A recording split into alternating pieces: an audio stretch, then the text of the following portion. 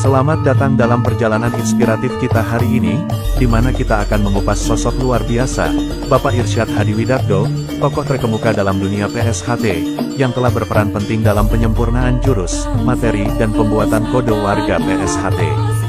Mari kita lebih mengenalnya. Seperti biasa, jika kamu menyukai video seperti ini, tak bosan saya mengingatkan, ada banyak video di sini yang menceritakan kisah dari tokoh-tokoh penting dan inspiratif lainnya.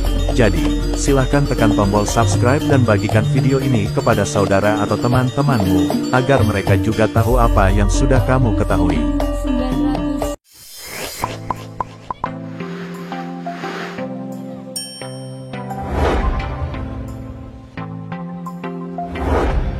Bapak Irsyad Hadiwidakdo adalah salah satu murid didikan langsung Ki Hajar Hardjoutomo. Beliau adalah tingkat 3 atau Derdetrap, dan menjabat sebagai Dewan Pelatih dua Persaudaraan Setia Hati Trate pada tahun-tahun 1951 sampai tahun 1961. Bapak Irsyad Hadiwidakdo dikenal sebagai pendekar yang menguasai teknik bela diri yang cukup matang. Pada era beliau ini dilakukan penggalian teknik dan akurasi gerakan pencaksilat. Beberapa gerakan jurus setia hati dicermati dan dikaji ulang, terutama gerak serangan yang menurut keyakinannya lemah, lalu dicoba untuk lebih diakurasikan.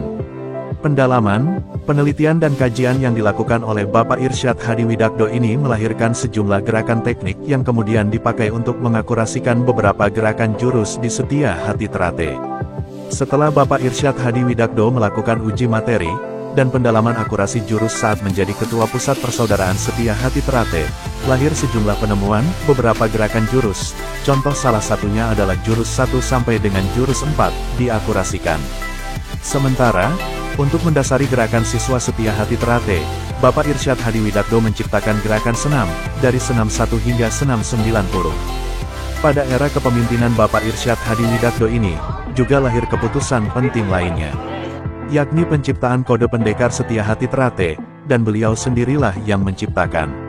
Salah satu alasan penciptaan kode pendekar adalah, karena jumlah warga Setia Hati Trate saat itu sudah mulai banyak, sehingga, di antara warga mulai tidak saling mengenal karena beda tempat latihan, dan beda tahun pengesahannya. Melalui kode pendekar Setia Hati Trate ini, seorang warga bisa melakukan deteksi secara akurat, apakah orang yang baru dikenal itu warga Setia Hati Trate atau bukan. Sambil berbasa-basi, contoh misalnya, dia secara diam-diam memberikan kode kepada orang yang baru dikenalnya. Jika kode warga itu dapat dijawab dengan tepat, berarti orang yang baru dikenalinya itu adalah warga Setia Hati Trate. Sudah barang tentu, karena bertemu saudara seperguruan, kedua orang yang baru saling mengenal itu pun spontan akan berjabat tangan erat dan berangkulan. Menyatu dalam rasa, seakan tidak ada lagi sekat di antara mereka berdua. Kode pendekar Setia Hati Trate juga bisa digunakan untuk mendeteksi apakah seseorang yang mengaku dirinya sebagai warga Setia Hati Trate, benar-benar warga atau bukan warga palsu alias gadungan. Kode pendekar Setia Hati Trate yang diciptakan oleh Bapak Irsyad Hadiwidakdo tersebut sampai sekarang masih digunakan dan diberikan kepada warga anggota Setia Hati Trate yang sudah disahkan menjadi warga tingkat I. Salah satu murid Bapak Irsyad Hadiwidakdo, yang langsung menerima pelajaran senam 1 sampai dengan senam 90, dan pendalaman akurasi jurus, adalah Raden Mas Imam Kusupangat.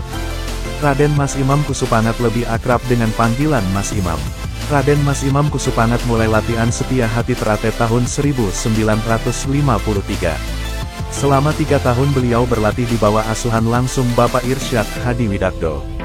Boleh dibilang pendalaman teknik dan akurasi senam serta jurus yang dilakukan pada era kepemimpinan beliau diajarkan kepada Raden Mas Imam Kusupangat. Raden Mas Imam Kusupangat disahkan menjadi pendekar Setia Hati Trate pada tahun 1958. Dalam perkembangannya, anak didik langsung Bapak Irsyad Hadiwidakdo yang satu ini muncul sebagai tokoh yang cukup diperhitungkan.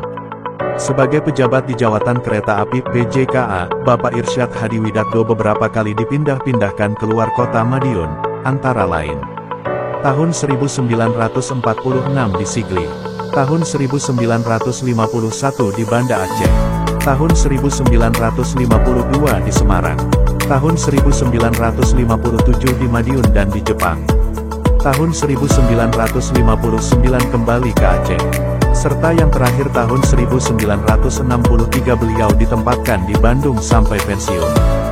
Jalan Elang 1, nomor 10 Bandung inilah beliau bertempat tinggal. Bapak Irsyad Hadi Widakdo wafat tanggal 7 Juni tahun 1974, dan dimakamkan di tempat pemakaman umum Sirna Raga di Bandung. Itulah sedikit wawasan mengenai sejarah Bapak Irsyad Hadi Widakdo yang dapat saya bagikan untuk saudara. Sekian dan terima kasih. Dan saling berjanji, kita akan terus menjaga